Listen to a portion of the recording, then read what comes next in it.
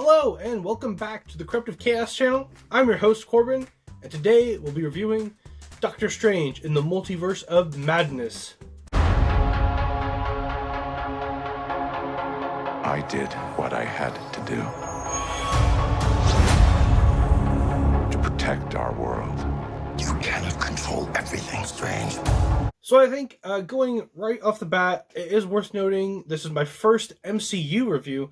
So what have my thoughts been thus far? Well, I think if you asked me just a handful of years ago, when I was Marvel's target demographic, a teenage boy, I had a lot of fun with these Marvel movies. They are now these quintessential summer blockbusters that make a lot of cash and they get a lot of attention. But as I've gone farther into my own sort of filmic tastes and what I like to watch, I've noticed that these movies really, to me, don't do much at all. And honestly, it's not just a situation of where it's, okay, you like that type of film, that genre, modern superhero films, and I like what I like. And that's okay that you like that.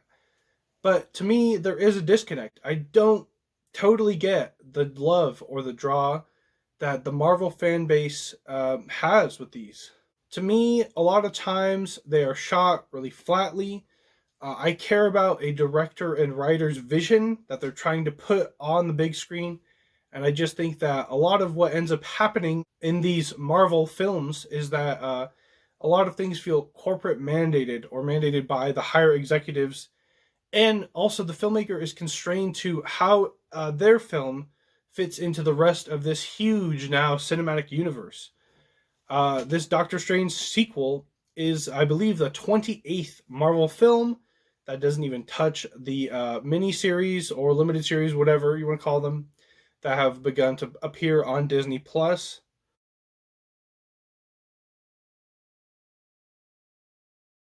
Of course, this ties in a lot with WandaVision. That's something that I have not seen, and frankly, I have no interest in seeing. I have not seen any of the Marvel Disney Plus series, and I don't plan on ever seeing any of them, because they just feel like another time commitment that I don't really feel motivated to invest myself in.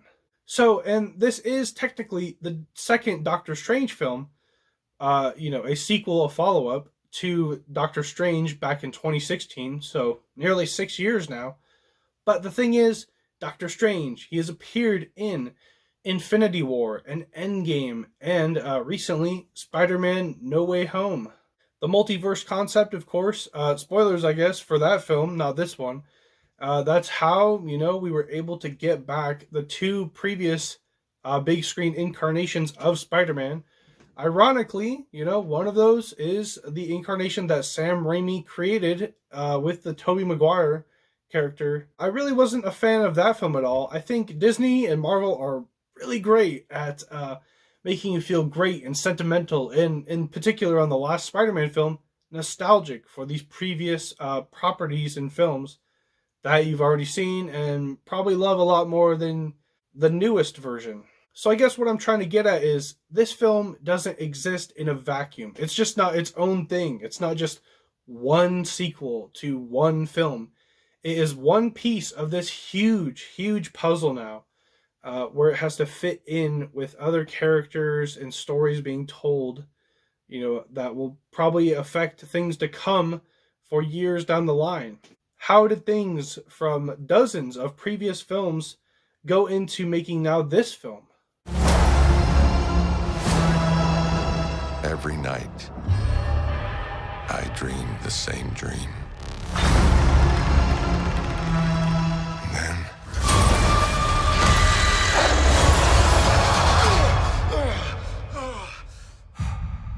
the nightmare begins.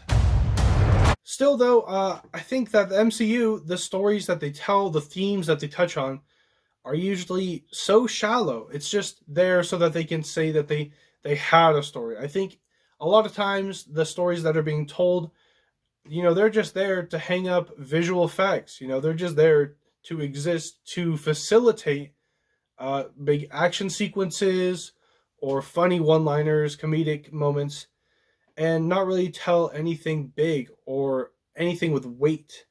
Plus, getting to, having weight and stakes in films, now that there is this multiverse concept fully fledged now into this phase 4 of the MCU, I feel like there are even less stakes now. I thought there was a floor before, but somehow, the execs of Marvel, they've even dug below that floor of having zero stakes, because now, even though Tony Stark died at the end of Endgame, you can just go to another universe and get him back. Similarly, with the introduction of this Illuminati team, we thought Patrick Stewart's time as Professor X was done, but yet here he is again, obviously playing a different version. But, Logan was supposed to be this great dramatic send-off, which I do think it was a pretty good dramatic send-off for that character and Wolverine. But instead, here he is in this somewhat comical giant golden wheelchair. Even though that this is supposed to be not world-ending, not singularly universe-ending, but the multiverse-ending story that this single film is trying to tell, with Wanda, breaking the rules of the multiverse, we have this threat that is supposed to be super existential, and yet I just don't care a lot. I don't think that there is weight that you can get totally invested. By this point, these stories have become so boilerplate and similar to already told stories that for me, it is hard to get invested in. Now, this particular script was written by Michael Waldron, who, this is his first film script. Most notably for MCU fans, he is the creator of Loki. I don't recall or don't know if he wrote every episode of Loki, but I'm sure he had his hand in the story development of every episode. But still, dialogue and action sequences, it's just everything that we've seen already, not even just in MCU, but in other pop fiction. So much of what the characters do is just so contrived by this point. So, like I said, it's just hard for me to put any sort of stakes into the story, and if there is any sort of gravity that I'm really meant to be having, this just feels like it's meant to facilitate and be here to push on to other MCU projects. Now, I don't give any fault to Sam Raimi for this.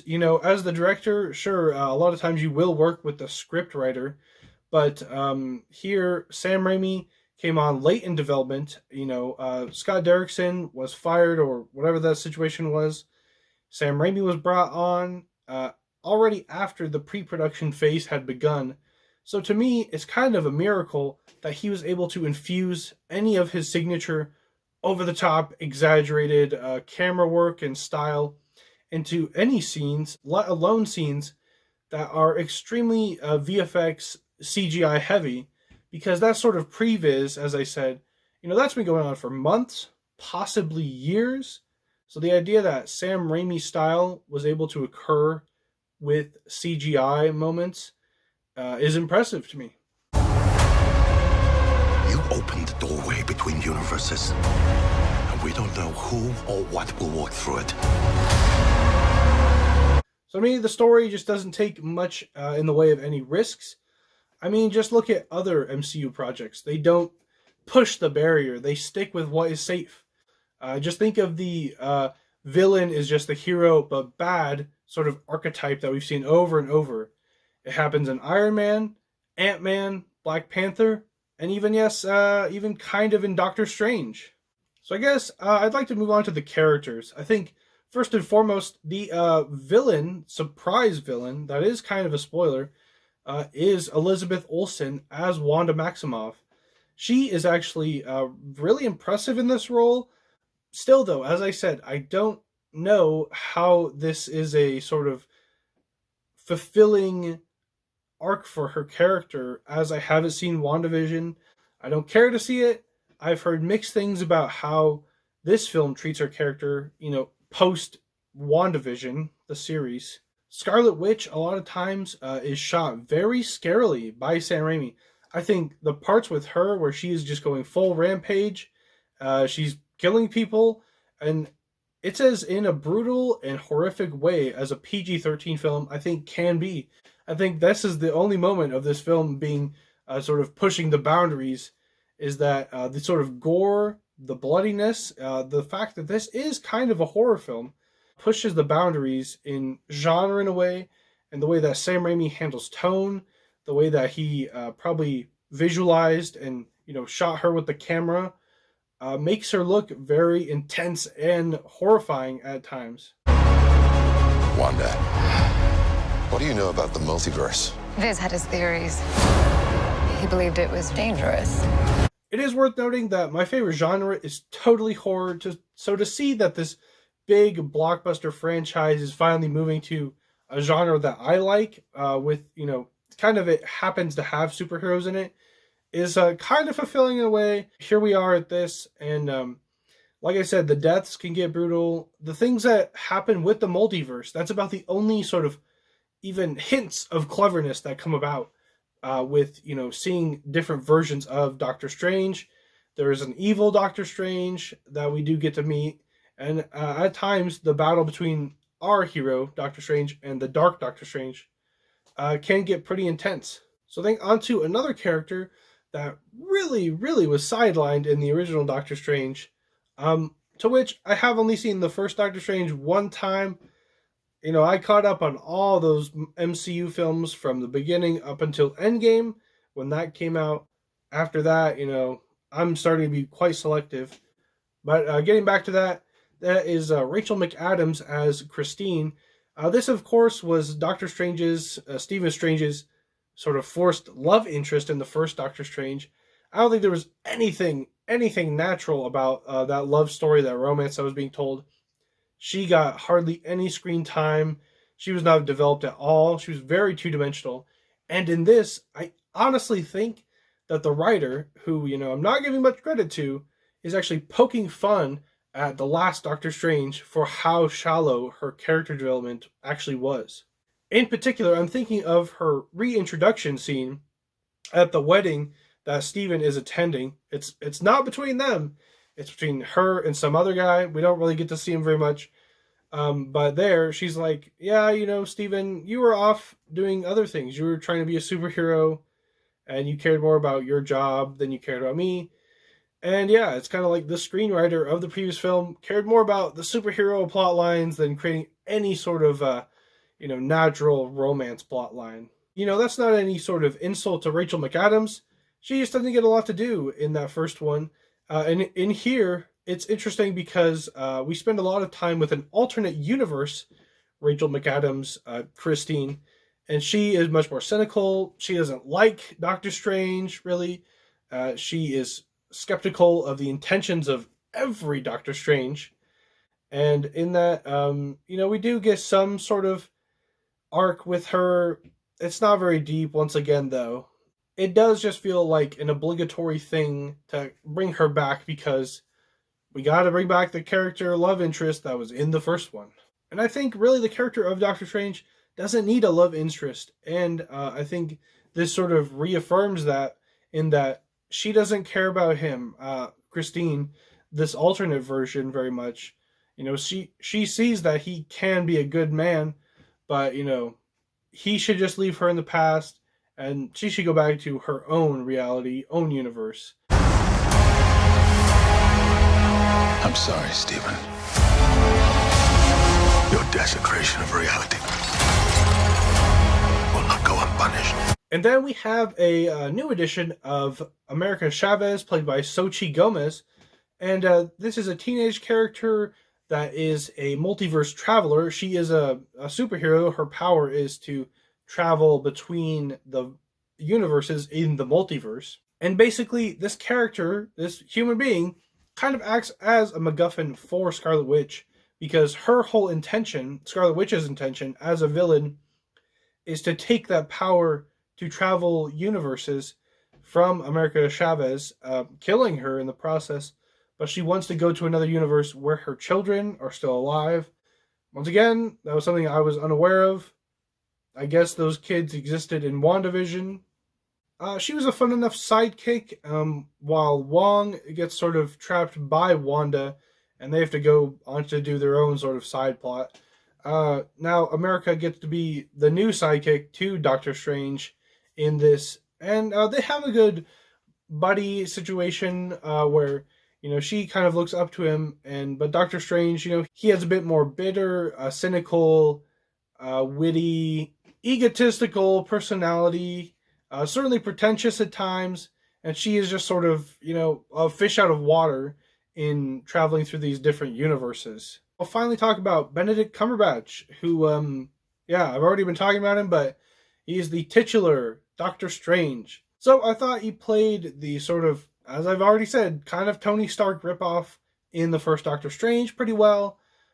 He does play this surgeon who gets his hand broken, and then he goes off and he goes to the mystical place of Camartage and learns how to be a wizard. I think it's interesting that, of course, Benedict Cumberbatch, he was nominated for an Academy Award. That happened, the Academy Awards happened between his huge tentpole MCU projects, Spider-Man No Way Home, and now Doctor Strange in the Multiverse of Madness. So certainly he is a really great actor, and it is interesting watching these great actors kind of work in these goofy roles. I mean, when you really think about it, they are absurd. He's in this costume, he has a cloak, not a cape, and he's probably standing in front of a green screen way more than an actor, a serious actor, would probably like to be. I think the thing about this character, as with other MCU characters though, is that you can't give him consistent development over projects because he keeps getting handed off to different creators. We had Scott Derrickson and his usual screenwriter collaborator for Doctor Strange, but then he appears in Infinity War and Endgame, with the Russo brothers directing, and here he's under the supervision of Sam Raimi and then the writer who I already mentioned, Michael Waldron. And so it can be difficult to give a character a huge arc that they, kind of deserve after being in so many films. Really, Doctor Strange's personality has stayed pretty consistent through, what his character was at the second act of that first Doctor Strange. And after the film finishes, I just don't know how Steven feels about things or how he has progressed as a character. Is he truly 100% over the Christine sort of love affair? Where, he's definitely not going to get the girl, at least, the way this movie puts it as. Is he content in his own universe, knowing that there might be a great one out there where he is married with Christine, or where he doesn't have this huge burden of trying to protect the world on his back? I just don't know. I can't tell. I can't decipher it from this film. He doesn't have much of an arc. Like I said, the personality is just consistent over the last 6 years since the character was introduced into the MCU. We should tell him the truth.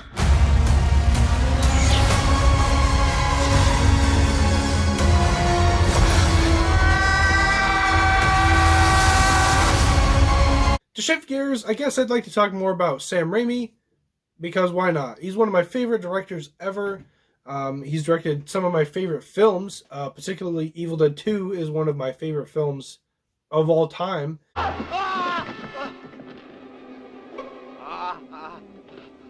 Hello, lover.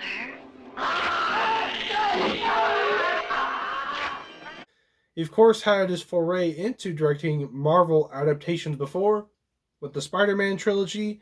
Even before that, he directed the comic book film Darkman.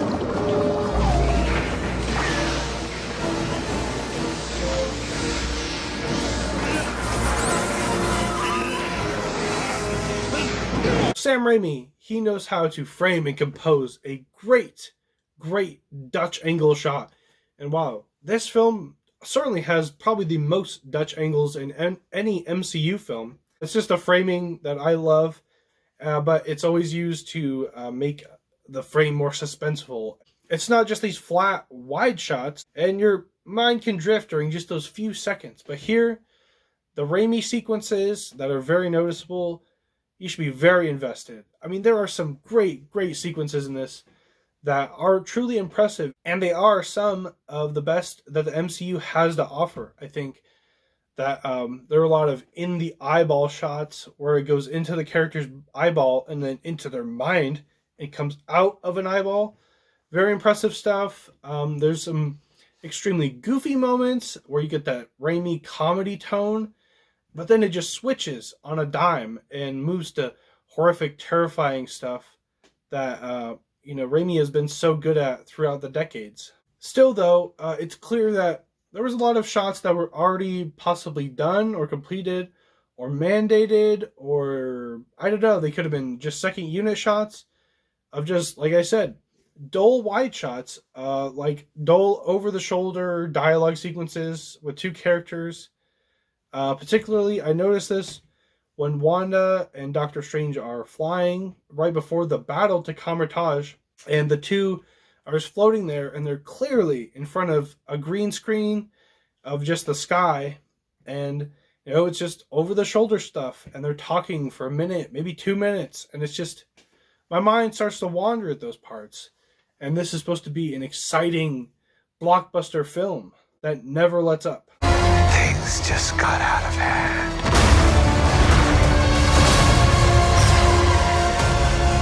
You break the rules. Look out! To become a hero.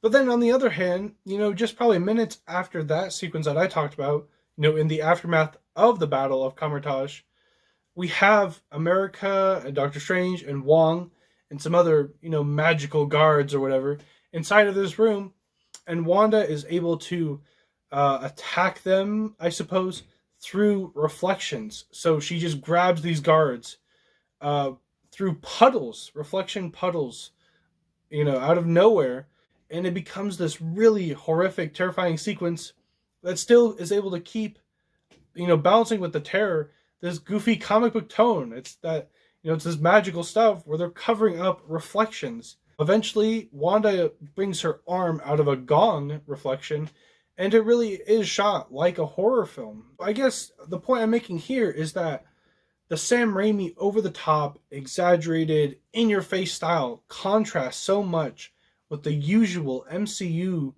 dull shots that are just the camera being placed and then fluidly moving, and then you get the edit. And the editing is usually quite poor in MCU films. I think it's just that the editor or the mandate by executives thinks that the shorter the shot length, so in terms of seconds, only keep on that shot for 5 seconds or less. And that's supposed to be able to keep the audience's attention. There are some fantastic shots in cinema that last minutes and minutes and minutes that are captivating. And by here, the average shot length in your average blockbuster now is just like, 6 seconds? 7? Which is kind of crazy to me. And I guess that's just a way of keeping the audience's attention artificially. I am tired of the green screens, the poor CGI, but then, like I said, it contrasts with the really wonderful Sam Raimi moments. And I do think there are enough Sam Raimi moments in the film that outbalance the boring, by-the-numbers, boilerplate style for me.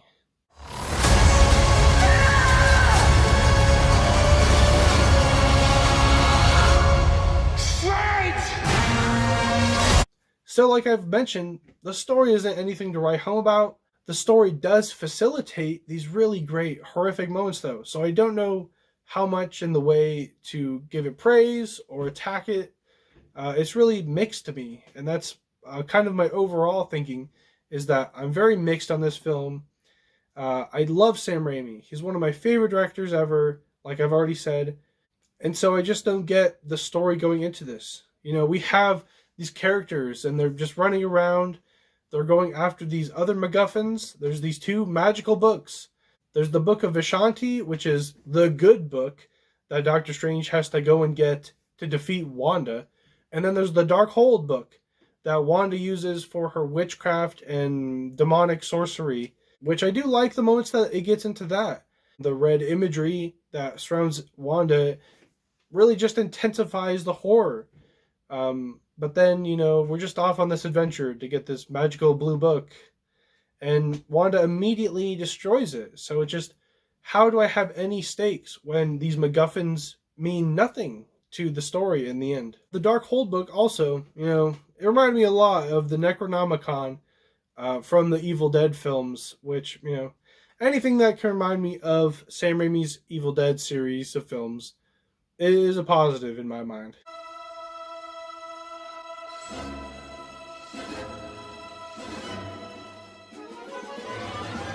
3 books. Hold it. Nobody said anything about 3 books. I guess to also talk more about the horror bits of this, like I said, Wanda already pretty horrifying, but then we get creatures that worship her in this, sort of Wanda worshiping temple, and then Doctor Strange is able to use the Dark Hold book to, mind walk into another version of himself in a different universe. He is stuck in a different universe while Wanda has America, trapped, about to take her power. But, there's a undead Doctor Strange body in, our usual universe that he then possesses. And it just looks great. I think it was all CGI. If there was any actual makeup effects work, hey, I'm impressed by it. But the CG looked good regardless in that situation. I also thought the CG looked pretty good in the Souls of the Damned creatures, which are these creatures that come about when Doctor Strange mind walks into this undead Strange body. Those creatures, they felt like quintessential Raimi characters, or creatures, if you will, in that they remind me of the Deadites or some sort of creature out of like Drag Me to Hell.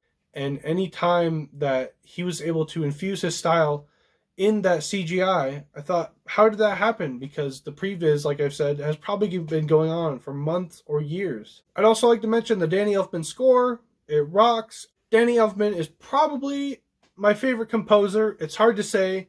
I love John Williams and Bernard Herrmann, and there's so many other greats. But Danny Elfman, his collaborations with Tim Burton and other Sam Raimi projects, most notably the first 2 Spider-Man films, they are great. The MCU scores, I just don't feel like I want to listen to them, outside of the film.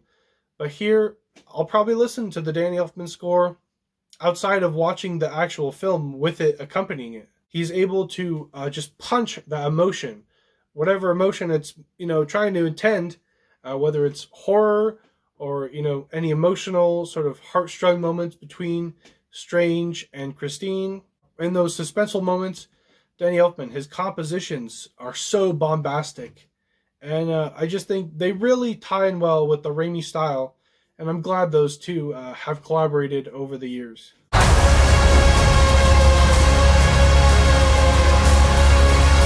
I guess to end it, I have 2 big questions now going out of this. 1, how much does a director really get to direct in these CGI fests with their corporate mandates, and they have to fit into the rest of the larger MCU story? So how much is a director really directing? When Sam Raimi joined this, he was already joining after a lot of the pre-production work had been done. I'm glad he was able to infuse his style in the, principal photography part of the filmmaking process. But how much was he actually able to direct in this? And I guess 2 would be, why did Sam Raimi say yes to the directing job of this Doctor Strange sequel at all? He hasn't directed since 2013's Oz the Great and Powerful, so almost a decade. And, Scott Derrickson left the project. I don't think as a director, hearing a director leaving a project due to creative differences, that's not a great thing, because what if you also want to infuse a lot of creativity into that project yourself? Or was this simply a big paycheck to Sam Raimi? Or does he just love the character of Doctor Strange that much? And I don't know if that we'll ever know from Sam Raimi, because I just think as a director who has so much style in his work, how could you want to come to a studio that puts out very by-the-numbers, safe films? Anyways, with that, I hope that just means that Sam Raimi is back to directing, and that in the future, down the line, he has a lot more creative freedom from studios to do basically whatever he wants. I'd love to see him actually write scripts and direct those scripts more. That's, what he's done in the past. As I've said, I've got pretty mixed feelings on this. I do not really like the MCU at all. I think as a franchise, what they've done to filmmaking and to how films are consumed and distributed, it's all on the negative. Doctor Strange is playing in so many showings across thousands of theaters in the United States, which means that, smaller films are going to have less showtimes. If only these big superhero films get all these showtimes, well, that's probably what the audience is going to want. They're going to make themselves believe that all they want is superhero films because that's going to be their only option for a lot of these big blockbuster time frames in the summertime. I think the story, okay, boilerplate. It's the style that really is going to make me recommend this to people out there. In the end, I'm just going to have to give it 3 out of 5 stars.